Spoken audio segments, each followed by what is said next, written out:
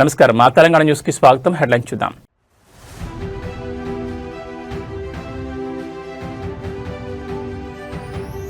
హైదరాబాద్ చందానగర్ లో భారీ అగ్ని ప్రమాదం. 5 అంతస్తుల అను ఫర్నిచర్ షోరూం పూర్తిగా దగ్ధం. కోట్లలో ఆస్తి నష్టం.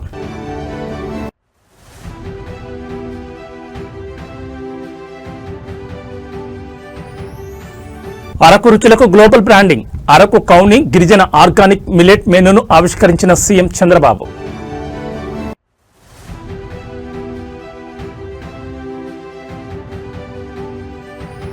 దద్దరిల్లిన దుబాయ్. ఇరాన్ దాడులతో వణికిన ఫైనాన్షియల్ హబ్.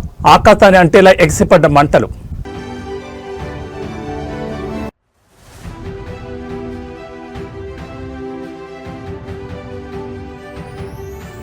శ్రీకాకుళం జిల్లా వాసులకు రైల్వే శాఖ భారీ బోరట. 3 కీలక రైళ్లకు కొత్త స్టాపేజీలు మంజూరు.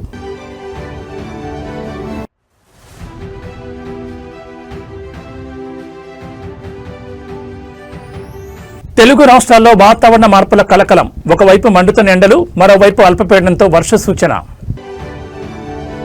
హైదరాబాద్ నగరంలో మరోసారి భారీ అగ్ని ప్రమాదం కలకలం సృష్టించింది. చందానగర్ పరిధిలోని జాతీయ రహదారి పక్కనే ఉన్న ప్రముఖ అను ఫర్నిచర్ షాప్ లో ఈరోజు భారీగా మంటలు చెలరేగాయి. చూస్తుండగానే అగ్ని కిళ్లలు ఆకాశాన్ని తాకుతూ 5 అంతస్తుల భవనం మొత్తాన్ని చుట్టేశాయి. ప్రమాదం జరిగిన సమయంలో షాపులో భారీగా ఫర్నిచర్ ఉండడంతో మంటలు క్షణాల్లో వ్యాపించాయి. ఈ ప్రమాదంలో 5 అంతస్తుల భవనం పూర్తిగా కాలి బూడిదైపోయింది. షాపులో ఉన్న కోట్లాది రూపాయల విలువైన ఫర్నిచర్ మంటల్లో కాలి బుగ్గైంది. మంటల ఉధృతి ఎంతలా ఉందంటే పక్కనే నిర్మాణంలో ఉన్న ఇతర బిల్డింగ్లకు కూడా మంటలు వ్యాపించాయి. స్థానికులు తీవ్ర భయాందోళనకు గురవుతున్నారు. సమాచారం అందుకున్న వెంటనే అగ్నిమాపక సిబ్బంది ఘటనా స్థలానికి చేరుకున్నారు. ప్రస్తుతం 4 ఫైర్ ఇంజన్ల సహాయంతో అధికారులు మంటలను అదుపు చేసేందుకు తీవ్రంగా ప్రయత్నిస్తున్నారు.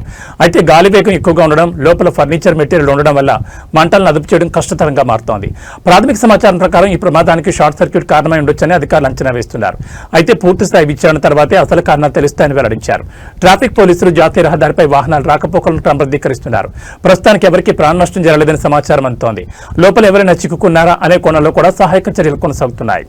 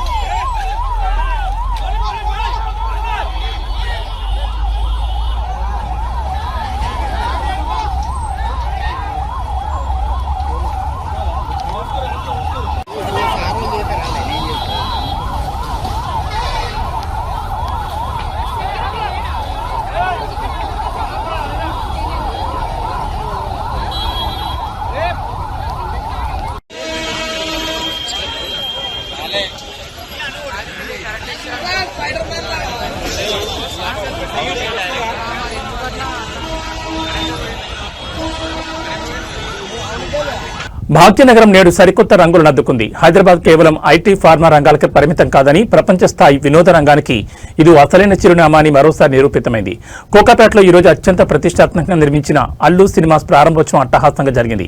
ఒకే రోజు 2 అతిపెద్ద ప్రాజెక్టులు హైదరాబాద్ వేదికగా ప్రారంభం కావడం విశేషం. అటు అంతర్జాతీయ దిగ్గజం నెట్ఫ్లిక్స్ ఆఫీస్తో పాటు ఇటు అత్యాధునిక సాంకేతికతతో కూడిన అల్లు సినిమాస్ ప్రజలకు అందుబాటులోకి రావడం నగరం శరవేగంగా దూసుకుపోతుందనడానికి నిదర్శనం. ఈ సందర్భంగా మాట్లాడిన ముఖ్య నేతలు హైదరాబాద్ ప్రగతి పదంలో మరో మైలురాయిని దాటిందని హర్షం వ్యక్తం చేశారు. ప్రభుత్వం తరపున స్పష్టమైన హామీ లభించింది. ఫార్మా, ఐటీ మరియు నిర్మాణ రంగాలకు ఎంతటి ప్రాధాన్యత ఇస్తున్నామో సినీ పరిశ్రమ కూడా అంతే సమానమైన గౌరవం, ప్రాధాన్యత ఉంటుందని ప్రభుత్వం స్పష్టం చేసింది. సినిమా ఇండస్ట్రీస్ కేవలం వినోదం మాత్రమే కాదు, వేలాది మందికి ఉపాధి కల్పించే ఒక శక్తివంతమైన రంగమని ఈ సందర్భంగా గుర్తు చేశారు. నగరానికి ఇటువంటి ప్రపంచ స్థాయి మౌలిక సదుపాయాలను అందించిన అల్లు కుటుంబంపై ప్రశంసలు జల్లుకురిసింది. అత్యంత ప్రతిష్టాత్మకంగా పక్కా ప్రణాళికతో అల్లు సినిమాస్ నిర్మించిన వారి కృషిని ప్రభుత్వం కొనియాడింది. సినీ ప్రియులకు ఇది ఒక సరికొత్త అనుభూతిని ఇస్తుందనడంలో సందేహం లేదు. మొత్తానికి ఒకవైపు అంతర్జాతీయ సంస్థల పెట్టుబడులు, మరోవైపు స్థానిక సినీ దిగ్గజాల ప్రాజెక్టులతో హైదరాబాద్ రియల్ ఎస్టేట్ మరియు వినోద రంగం కళకళలాడుతోంది.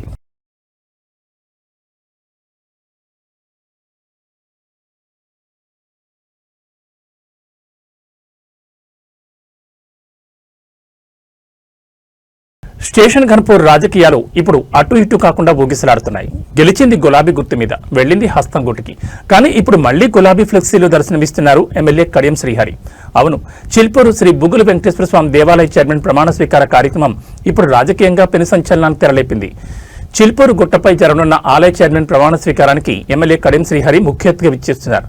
అయితే ఈ కార్యక్రమానికి స్వాగతం పలుకుతూ ఏర్పాటు చేసిన ఫ్లెక్సీలు ఇప్పుడు సోషల్ మీడియాలో వైరల్ అవుతున్నాయి. ఈ ఫ్లెక్సీలో కడియం శ్రీహరి ఫోటోతో పాటు బీఆర్ఎస్ పార్టీ గుర్తు, కేసీఆర్, కేటీఆర్ ఫోటోలు దర్శనమివ్వడం చర్చనీయాంశంగా మారింది.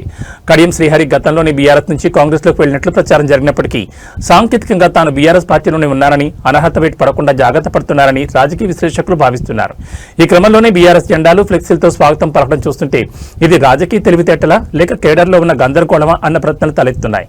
మరోవైపు స్థానిక బీఆర్ఎస్ నాయకులు మరియు కార్యకర్తలు ఈ ఫ్లెక్సీలను చూసి ఆశ్చర్యపోతున్నారు. అటు కాంగ్రెస్ నాయకులు కూడా ఈ పరిణామాన్ని ఎలా జీర్ణించుకోవాలో అర్థం కాక అయోమయంలో ఉన్నారు. పార్టీ మారినా పాత జెండా పక్కన పెట్టలేకపోతున్నారా అంటూ నియోజకవర్గంలో చోరుగా చర్చ సాగుతోంది. మరి ఈ ఫ్లెక్సీల వ్యవహారంపై కడియం శ్రీహరి స్వయంగా స్పందిస్తారా, లేక ఇది కేవలం ప్రోటోకాల్ మరియు సాంకేతిక అంశాలను దృష్టిలో పెట్టుకుని చేసిన పనా అనేది వేచి చూడాలి. చిల్పూరు క్షేత్రంలో భక్తి కంటే ఈ రాజకీయ శక్తి ఎక్కువైందని స్థానికులు ముక్కున వేలేసుకుంటున్నారు.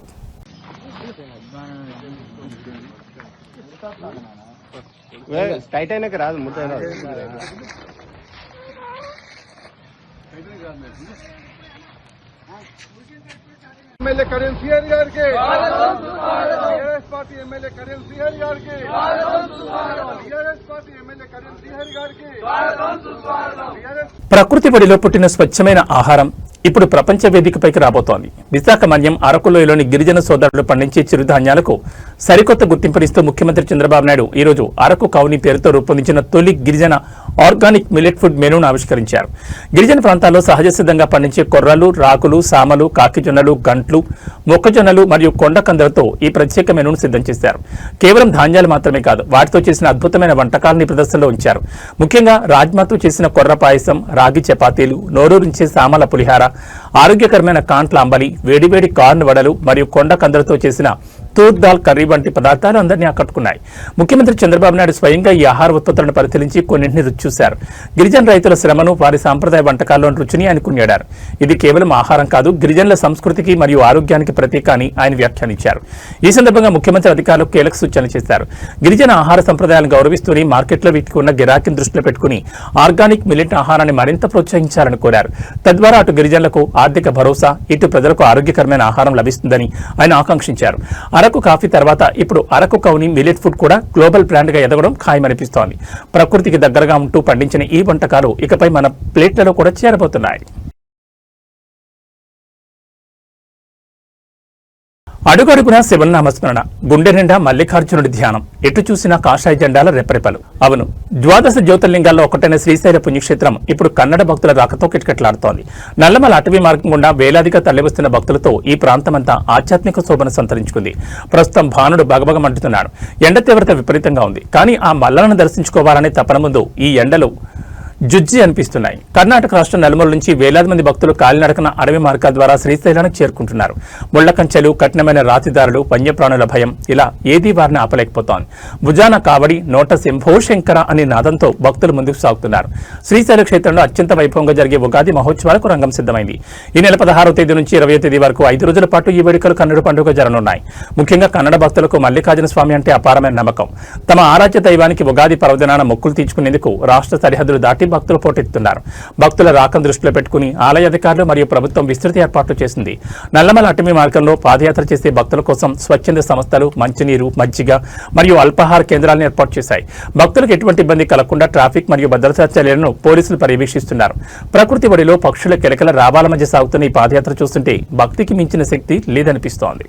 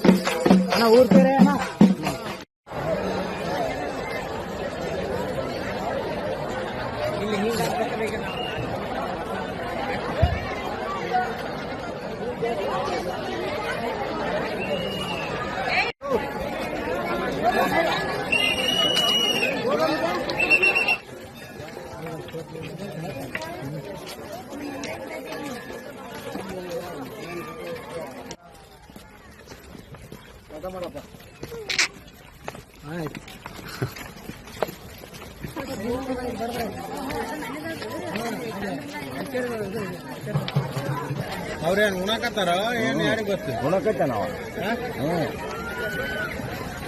ಏನು ಉಂಡು ಮುಂದೆ ಅವನು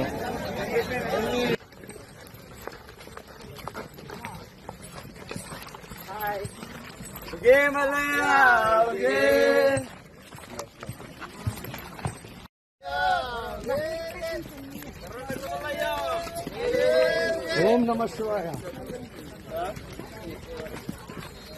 సూపర్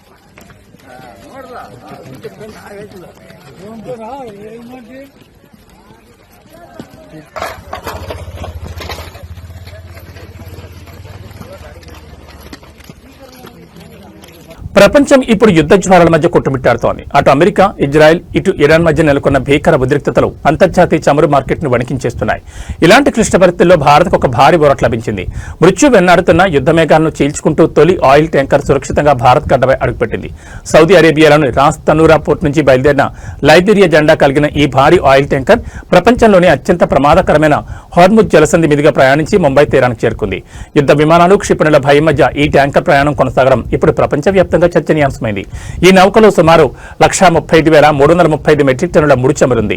దేశీయ ఇంధన అవసరాల దృష్ట్యా ఈ సరఫరా అత్యంత కీలకం. యుద్ధం కారణంగా సముద్ర మార్గాల్లో రవాణా స్తంభించిపోతుందేమో అన్న ఆందోళన మధ్య ఇంత భారీ ఎత్తున చమురు భారత్కు చేరడం మన దేశ ఇంధన వ్యూహానికి దక్కిన విజయంగా చెప్పొచ్చు. పశ్చిమాసియాలో యుద్ధం తీవ్రమైతే పెట్రోల్, డీజిల్ ధరలు ఆకాశం తాకుతాయని సామాన్యులు భయపడుతున్నారు. కానీ ఈ ట్యాంకర్ సురక్షితంగా రావడం ద్వారా చమురు నిల్వలపై కాస్త నమ్మకం కలిగింది. భారత ప్రభుత్వం మరియు దౌత్య వర్గాలు నిరంతరం పర్యవేక్షిస్తుండటంతో ప్రమాదకర పరిస్థితుల్లోనూ ఈ నౌక తన గమ్యాన్ని చేరుకోగలిగింది. ప్రస్తుతానికి భారీ నిల్వలు ముంబై పోర్టులో అన్లోడ్ అవుతున్నాయి. మరిన్ని ట్యాంకర్లు కూడా ఇదే మార్గంలో వచ్చే అవకాశం ఉండడంతో భారత్లో చమురు కొరత ఏర్పడకుండా అధికారులు చర్యలు తీసుకుంటున్నారు. యుద్ధం ఇంకా ముగియలేదు, కానీ ఈ ట్యాంకర్ రాక దేశానికి పెద్ద బోరాటైంది.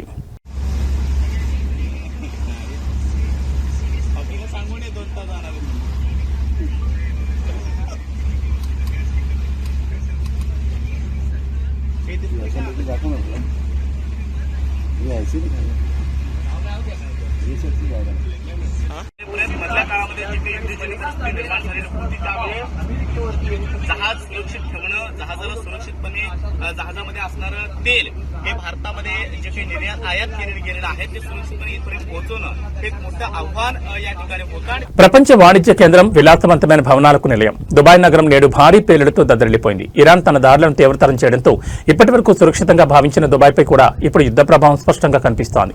ఈ ఉదయం జరిగిన 2 భారీ పేలుళ్లు అంతర్జాతీయ సమాజాన్ని ఉలిక్కిపడేలా చేశాయి. దుబాయ్లోని అత్యంత కీలకమైన ఫైనాన్షియల్ హబ్ సమీపంలో ఈ పేలుళ్లు సంభవించాయి.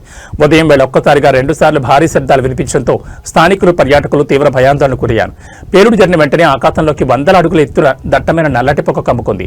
ఆ ప్రాంతమంతా మంటలు వ్యాపించడంతో భద్రతా దళాలు వెంటనే రంగంలోకి దిగాయి. ఈ ఘటనపై దుబాయ్ ప్రభుత్వం తక్షణమే స్పందించింది. అదృష్టవశాత్తు ఈ దాడుల్లో ఎవరికీ ఎలాంటి గాయాలు కాలేదని, ప్రాణ నష్టం జరగలేదని అధికారికంగా ప్రకటించారు. అయితే అత్యంత రద్దీగా ఉండే ఫైనాన్షియల్ డిస్ట్రిక్ట్ లక్ష్యంగా ఈ పేలుడు జరగడం వెనుక ఇరాన్ ప్రమేయం ఉన్నట్లు అంతర్జాతీయ మీడియా వర్గాలు ధృవీకరిస్తున్నాయి. ఈ దాడుల నేపథ్యంలో దుబాయ్ అంతటా హై అలర్ట్ ప్రకటించారు. విమానాశ్రయాలు, కీలక కట్టడాల వద్ద భద్రతను మునిపెన్నడూ లేనంతగా పెంచారు. అసలే ఇజ్రాయెల్, ఇరాన్ ఉద్రిక్తతలతో అట్టడుగుతున్న మధ్యప్రాచ్యంలో ఇప్పుడు యుఏఈ లక్ష్యంగా దాడులు జరగడం చూస్తుంటే యుద్ధం మరో కొత్త మలుపు తీసుకున్నట్లు కనిపిస్తోంది. ప్రస్తుతానికి మంటలు అదుపులోకి తెచ్చారు, కానీ ఆ ప్రాంతంలో ఉద్రిక్తత ఇంకా కొనసాగుతూనే ఉంది. అసలు ఈ దాడులకు ఇరాన్ ఉపయోగించిన ఆయుధాలు ఏంటి, ఇరాన్ తదుపరి అడుగేంటి అనే అంశాలపై మరింత సమాచారం అందాల్సింది.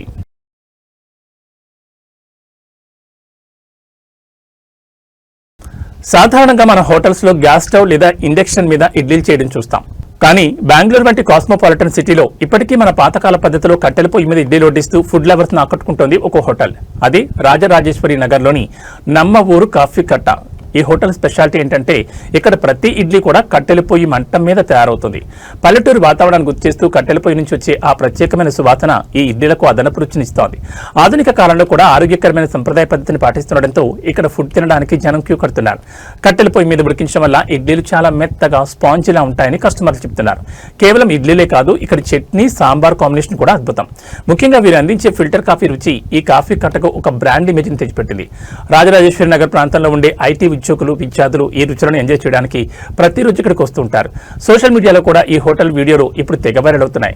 కట్టెల పొయ్యి మీద పెద్ద పెద్ద పాత్రల్లో ఇడ్లీలు ఉడుతుంటే వచ్చే ఆ పొగ, ఆ రుచి నగరం మధ్యలో ఉండేవారికి పాత జ్ఞాపకాలను గుర్తు చేస్తోంది. నాణ్యతతో పాటు సరసమైన ధరలో ఈ సంప్రదాయ భోజనం దొరుకుతుండటంతో నమ్మ ఊరు కాఫీ కట్ట ఇప్పుడు బెంగళూరులో ఒక హాట్స్పాట్ గా మారింది.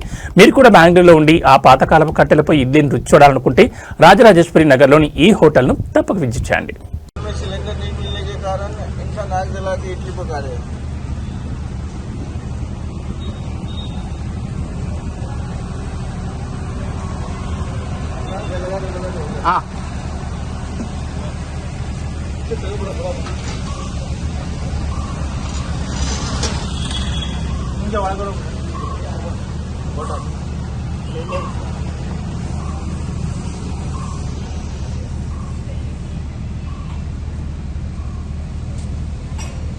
ఉత్తరాంధ్ర ముఖద్వారం శ్రీకాకుళం జిల్లా ప్రజలకు రైల్వేస్ శాఖ అదిరిపోయే శుభవార్త వినిపించింది. జిల్లాలోని అంతర్గత ప్రాంతాల ప్రజలు ఎదురుచూస్తున్న రైలు స్టాపేజ్ కల నెరవేరింది. జిల్లా యంత్రాంగం మరియు స్థానిక ప్రజాప్రతినిధుల నిరంతర ప్రయత్నాల ఫలితంగా 3 కీలక రైళ్లకు కొత్త హాల్ట్లు మంజూరయ్యాయి. ఈ కొత్త స్టాపేజ్ల వల్ల శ్రీకాకుళం జిల్లాలోని గ్రామీణ మరియు అంతర్గత ప్రాంతాల ప్రజలకు విశాఖపట్నం, ఒడిశా వైపు వెళ్లడం మరింత సులభతరం కానుంది. ముఖ్యంగా విద్యార్థులు, చిన్న వ్యాపారులు మరియు ఉద్యోగులకు ఇది పెద్ద ఊరటనిచ్చే అంశం.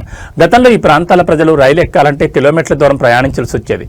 కానీ ఇప్పుడు ఆ ఇబ్బందులు తొలగిపోనున్నాయి. ఈ సందర్భంగా మా అభ్యర్థనకు సానుకూలంగా స్పందించి జిల్లా ప్రజల ఇబ్బందులను తీర్చిన ప్రధాని నరేంద్ర మోడీకి మరియు కేంద్ర రైల్వే మంత్రి అశ్విని వైష్ణవ్కు శ్రీకాకుళం జిల్లా ప్రజల తరపున ప్రత్యేక కృతజ్ఞతలు తెలియజేస్తున్నట్లు అధికారులు వెల్లడించారు. జిల్లా అభివృద్ధిలో రైల్వే కనెక్టివిటీ కీలక పాత్ర పోషిస్తుందని వారు ఆశాభావం వ్యక్తం చేశారు. త్వరలోనే ఈ స్టేషన్లో రైళ్లు అధికారికంగా ఆగుతాయని, ప్రయాణికులు ఈ అవకాశాన్ని సద్వినియోగం చేసుకోవాలని కోరుతున్నారు. శ్రీకాకుళం జిల్లా ప్రజలకు నమస్కారం. శ్రీకాకుళం జిల్లా ప్రజలకు మరొక శుభవార్త తెలియజేస్తున్నాను. హరిశ్చంద్రపురం స్టేషన్లో గునుపూర్ విశాఖపట్నం ప్యాసింజర్, మందసా రోడ్లో బెరంపూర్ విశాఖపట్నం ఎక్స్ప్రెస్, పాతపట్నంలో రాజ్యరాణి ఎక్స్ప్రెస్, ఈ 3 స్టేషన్లో రైల్వే శాఖ ఈ స్టాప్స్ని ఈరోజే ప్రకటించడం జరిగింది. ఎప్పటి నుంచో ఈ స్టాప్ కోసం స్థానిక ప్రజలు డిమాండ్ చేస్తున్నారు. వాళ్ళందరికీ కూడా నా హృదయపూర్వక శుభాకాంక్షలు. శ్రీకాకుళం జిల్లా అభివృద్ధిలో రైల్వేస్ తాలూకా పాత్ర చాలా ముఖ్యమైనది. అందుకోసం నేను ఎంపీగా ఉన్నప్పటి నుంచి చాలా కార్యక్రమాల మీద దృష్టి పెట్టి ప్రత్యేకంగా పనిచేశాను. Stations upgradation, platform heights, sign boards, passenger amenities, ROBs, under passes, stops, foot over bridges, ఇలా ఎన్నో కార్యక్రమాలు గత 12 సంవత్సరాలుగా చేపట్టాం. అమృత్ భారత్ స్టేషన్స్ కింద శ్రీకాకుళం, నౌపాడ, పలాస మరియు ఇచ్చాపురం డెవలప్ చేస్తున్నాం. పలాస ఆర్ఓబి ఎన్నో సంవత్సరాల నుంచి నిలిచిపోయినటువంటి ఆ కార్యక్రమాన్ని కొన్ని నెలల్లో పూర్తి చేస్తున్నాం. వందే భారత్ ట్రైన్స్ శ్రీకాకుళంలో స్టాప్స్ తెచ్చుకున్నాం. అలానే కొత్త సంవత్సరంలో అడుగు పెడుతూనే తిలారులో బెరంపూర్ విశాఖపట్నం, ఇచ్చాపురంలో పూరి అహ్మదాబాద్, బారువాలో భువనేశ్వర్ విశాఖపట్నం ఎక్స్ప్రెస్ కూడా స్టాప్స్ మనం తెచ్చుకున్నాం. తిలారు స్టేషన్లో కార్యక్రమం పెట్టుకున్నప్పుడు అచ్చెన్నాయుడు గారు కూడా ప్రత్యేకంగా హరిశ్చంద్రపురంలో స్టాప్ కోసం చెప్పడం కూడా జరిగింది. ఆ రోజు ఆ కార్యక్రమంలో నేను కూడా హామీ ఇచ్చాను, హరిశ్చంద్రపురం ఏదైతే ఎర్రన్నాయుడు గారి రాజకీయ ప్రస్థానంలో మొదటి నియోజకవర్గంలో ఉందో అది త్వరలోనే స్టాప్ కూడా తీసుకొని వస్తానని అక్కడ ఉన్నటువంటి భారతీయ రైల్వే సామాన్యుడి రవాణా జీవనాడి. కానీ ఈ వ్యవస్థలో పేరుకుపోయిన అవినీతిని చూస్తే సామాన్యుడు ముక్కున వేలేసుకోవాల్సి వస్తోంది. కోట్లాది రూపాయల బడ్జెట్ ఉండే రైల్వేలో కింది స్థాయి ఉద్యోగులు చిల్లర పైసల కోసం ప్రయాణికులను దోచుకుంటున్న తీరు ఇప్పుడు కలకలం రేపుతోంది. చిల్లర కూడా వదలని ఈ చిల్లర దందాపై చాలా రైల్వే స్టేషన్లోని టికెట్ కౌంటర్ల వద్ద ప్రయాణికులకు ఒక చేదు అనుభవం ఎదురవుతోంది. మీరు 50 రూపాయల టికెట్ కోసం 100 రూపాయలు ఇస్తే రావాల్సిన 50 రూపాయల బదులు ఏదో ఒక సాకు చెప్పి 2-3 రూపాయలు తక్కువ ఇవ్వడం, లేదా అడిగితే చిల్లర లేదని విసుక్కోవడం సర్వసాధారణమైపోయింది. 1 రూపాయి లేదా 2 రూపాయలే కదా అని ప్రయాణికులు వదిలేస్తుంటే అదే ఈ ఉద్యోగులకు కాసుల వర్షం కురిపిస్తోంది. ఒక్కో స్టేషన్లో రోజుకు వేల సంఖ్యలో టికెట్లు విక్రయిస్తారు. ఒక్కో ప్రయాణికుడి దగ్గర కేవలం 2 రూపాయలు నొక్కినా రోజుకు వేలల్లో, నెలకు లక్షల్లో అక్రమ సంపాదన పోగవుతోంది. ఇది కేవలం ఒక స్టేషన్కి పరిమితం కాదు. దేశవ్యాప్తంగా అనేక ప్రధాన స్టేషన్లో ఇదే పరిస్థితి నెలకొంది. రైల్వే ఉన్నతాధికారులు కళ్ళగప్పి లేదా వారితో కుమ్మక్కై ఈ దందా యథేచ్ఛగా సాగుతోందన్న విమర్శలు వస్తున్నాయి. చిల్లర లేదని చెప్పి మా డబ్బులు మాకు ఇవ్వరు, కానీ మేము 1 రూపాయి తక్కువ ఇచ్చినా టికెట్ ఇవ్వరంటూ ప్రయాణికులు ఆవేదన వ్యక్తం చేస్తున్నారు.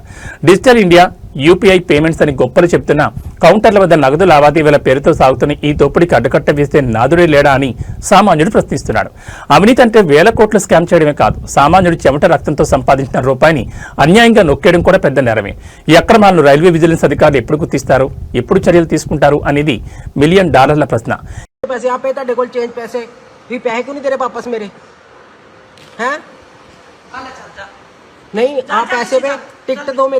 मैं देनी नहीं टिकट तेन क्यों नहीं देनी टिकट?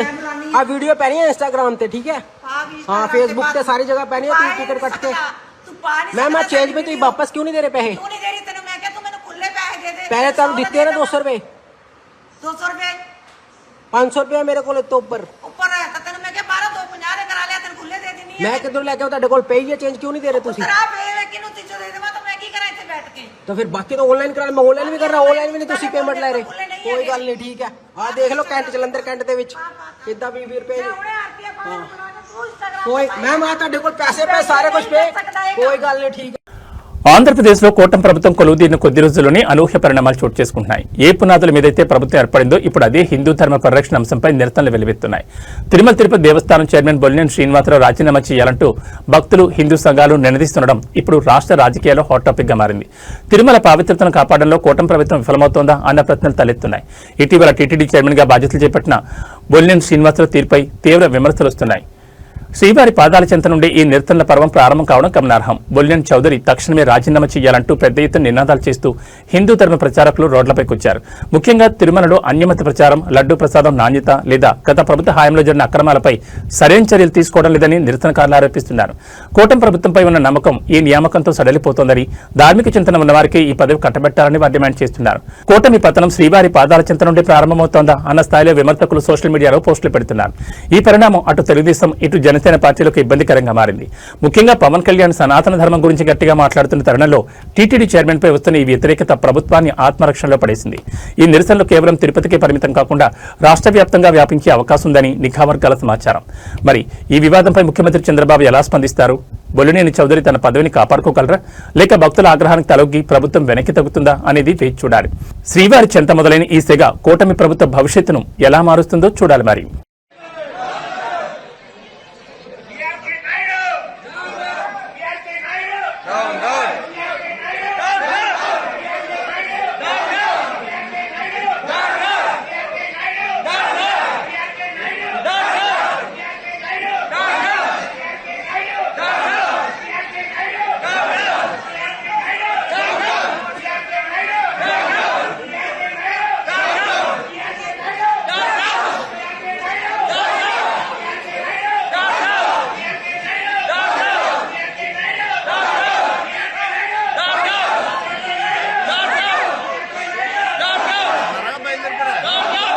గత కొన్ని రోజులుగా తెలుగు రాష్ట్రాల్లో ఎండలు మండిపోతున్నాయి. మార్చి నెలలోని భానుడు తన ప్రతాపాన్ని చూపిస్తున్నాడు. మరోవైపు బంగాళాఖాతంలో చోటు చేసుకున్న మార్పుల వల్ల కొన్ని ప్రాంతాల్లో అకాల వర్షాలు కురిసే అవకాశం ఉందని వాతావరణ కేంద్రం వెల్లడించింది. ముందుగా తెలంగాణ విషయానికి వస్తే రాజధాని హైదరాబాద్తో పాటు ఆదిలాబాద్, నిజామాబాద్ మరియు ఖమ్మం జిల్లాలో ఉష్ణోగ్రతలు 38 నుంచి 40 డిగ్రీల వరకు నమోదవుతున్నాయి. మధ్యాహ్నం 12 గంటల నుండి సాయంత్రం 4 గంటల వరకు ప్రజలు అత్యవసరమైతే తప్ప బయటకు రావద్దని వైద్యులు సూచిస్తున్నారు. ఇక ఆంధ్రప్రదేశ్ విషయానికి వస్తే అల్పపీడన ప్రభావంతో శ్రీకాకుళం, విజయనగరం, విశాఖపట్నం జిల్లాలో ఆకాశం మేఘావృతమై ఉంది.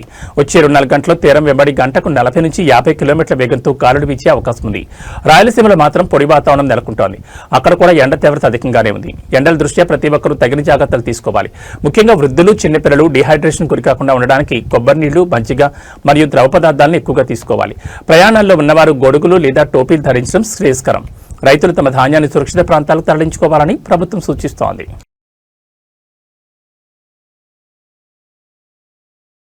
న్యూస్ ముగించే ముందు హెడ్లైన్స్ మరోసారి.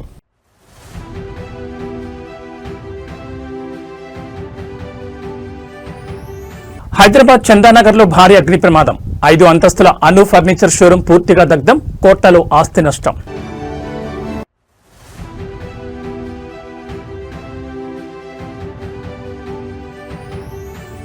అరకు రుచులకు గ్లోబల్ బ్రాండింగ్.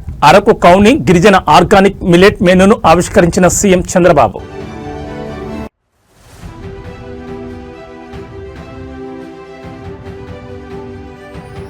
దద్దరిల్లిన దుబాయ్. ఇరాన్ దాడులతో వణికిన ఫైనాన్షియల్ హబ్. ఆకాశాన్ని అంటేలా ఎగిసిపడ్డ మంటలు.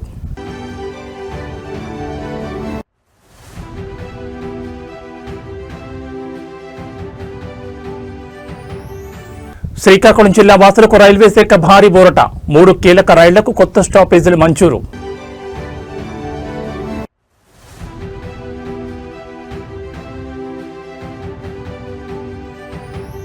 తెలుగు రాష్ట్రాల్లో వాతావరణ మార్పుల కలకలం. ఒకవైపు మండుతున్న ఎండలు, మరోవైపు అల్పపీడనంతో వర్ష సూచన. ఇవి బులెటిన్ విశేషాలు. నమస్కారం.